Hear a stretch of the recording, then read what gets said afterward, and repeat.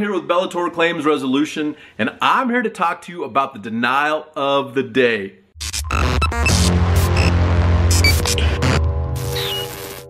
Okay, Mary of Lakewood, Colorado wrote in and said, they state, been there, seen it, covered it, paid the claim, blah, blah, blah, a total lie.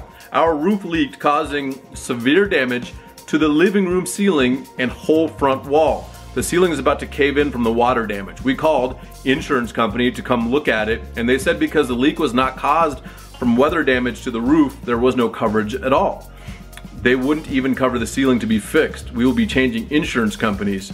Don't trust insurance company to take care of you. They didn't take care of us. Okay.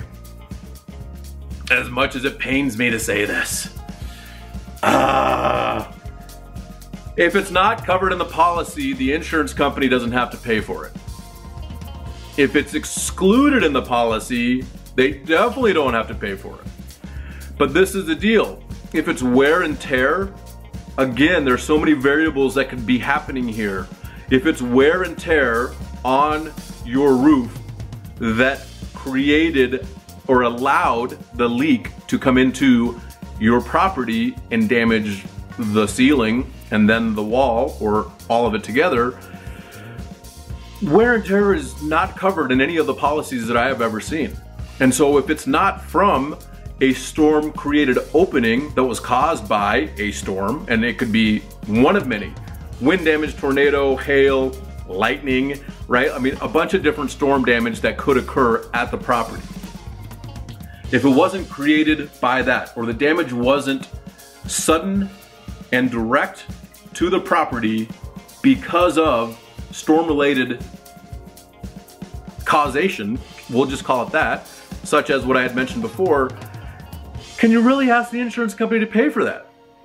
I don't know. I mean, there'd be a lot of stuff. Oh, well, my roof just wore down and man, I really want a new roof. Well, it's not covered. Again, you have to look in the policy, okay? So what's not covered needs to be discovered before you realize it's not covered. And that's the thing, a lot of people don't read their policies. I don't blame you, it's boring as hell. Like, I don't like reading them either. But guess what? I do it because I want to make sure that I'm educated in a way to be able to help the clients that need it. And the best way for you to be educated is to look at your policy, or guess what? You could always call your agent and ask them specifically, what coverages do I have? What are the maximums? Does it cover this? Does it cover that? Whatever your specific needs are, you need to make sure you're being covered for. Everybody's got different needs.